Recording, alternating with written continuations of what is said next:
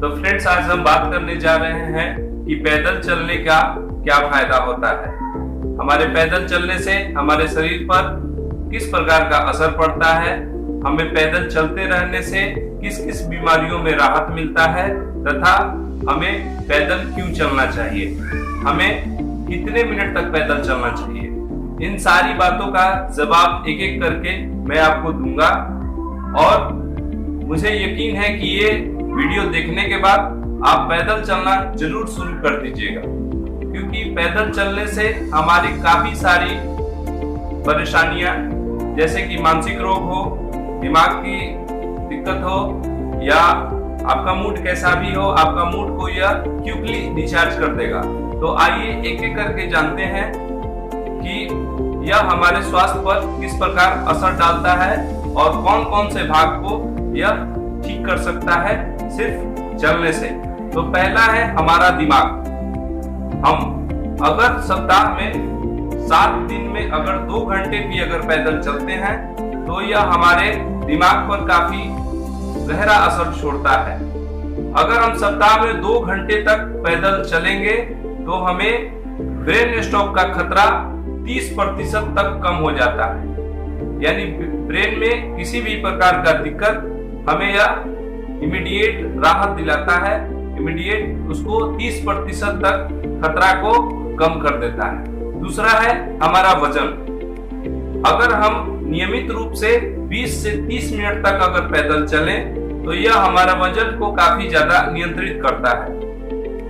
अगर सप्ताह में 2 घंटे या 2.5 घंटे भी अगर हम पैदल चलें तो हमारा वजन में ये करीब 30 से 40% की कमी ला देता है और 5 या 6 महीने होते होते हमारा वजन हमारे उम्र के हिसाब से यह मेंटेन कर देता है। तो हमें सुबह में पैदल चलना अनिवार्य है ताकि हमारा वजन बढ़ जाए,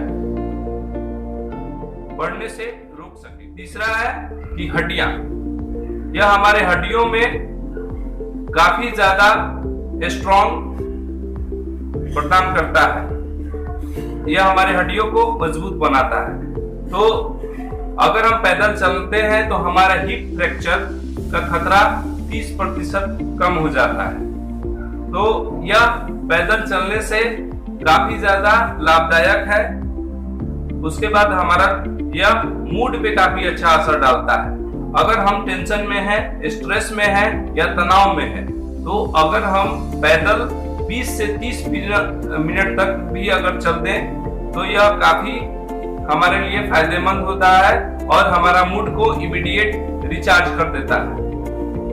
अब आगे देखते हैं कि हमारा ये पैदल चलने से हमारा ऑक्सीजन लेवल जो है वो मेंटेन होता है, यानी हमारे शरीर में ऑक्सीजन की मात्रा भरने लगती है और कार्बन डाइऑक्साइड की मात्रा बाहर निकलने लगती है। तो हमें पैदल चलने का सबसे बड़ा बेनिफिट है कि हमें हमारा मूड फिर चंचल बना देता है, हमें हमारा मूड वापस मिल जाता है और हम फिर से खुशी से झूम उठते हैं। अब देखिए, कुछ ऐसा प्रिकॉशन है जो कि आपके पास अगर टहलने का जगह नहीं है तो आप अपने सीढ़ियों का प्रयोग करें। सीढ़ियों का प्रयोग करने से आपका ऑक्सीजन लेवल काफी हद तक सही रहता है, ताकि आपको मेहनत होता है, आपको जब पसीना आता है तो हमारा माइंड का लेवल काफी हद तक सही रहता है। उसके बाद अगर आप किसी से बातें कर रहे हैं, फोन पे भी बातें कर रहे हैं, तो आप फोन पे जब भी बातें कीजिए तो टहलते हुए कीजिए। जब टहलते हुए आप बातें करेंगे तो आपको ज्यादा से ज्यादा लाभ मिलने का चांस है। बड़े बड़े शहरों में यहां से वहां जाने के लिए आप पैदल का इस्तेमाल ज्यादा करना चाहिए, क्योंकि पैदल चलने से क्या होता है कि हमारा पसीना आता है, हमारा वजन में कमी आ जाता है और हमारे पैसे भी बचते हैं। एक स्लोगन है, कदम बढ़ाएं वजन घटाएं। जब हम अपना कदम बढ़ाते रहते हैं तो वजन हमारा ऑटोमेटिक घटते रहता है। जब वजन घटता है तो हमें सुख का अनुभव होता है। अगर रोजाना 2000 कदम अगर आप चलते हैं तो 10% हार्ट अटैक की संभावना कम हो जाती है। यानी आपको कभी भी हार्ट अटैक की प्रॉब्लम नहीं आ सकती है अगर आप रोजाना 2000 कदम चलते हैं तो। फिर पैदल चलने से हमारा उम्र में भी काफी ज्यादा इजाफा होता है।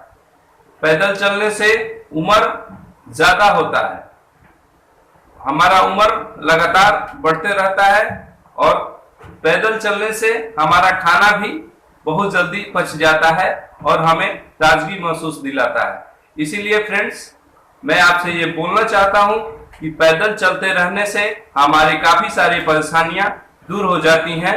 इसीलिए हमें हमेशा पैदल चलते रहना चाहिए, क्योंकि आज के भागदौड़ भरी जिंदगी में लोग आसान सा रास्ता अपनाने लगे हैं, क्योंकि लोग मोटरसाइकिल का, कार का इत्यादि इन सब का प्रयोग करके अपना समय तो बचा लेते हैं लेकिन अपना स्वास्थ्य खो देते हैं। इसीलिए हमें प्रति नियमित रूप से हमें पैदल चलने की आदत डालनी होगी। इसी के साथ मैं इस वीडियो को यहीं समाप्त करता हूं। मिलते हैं अगले वीडियो में।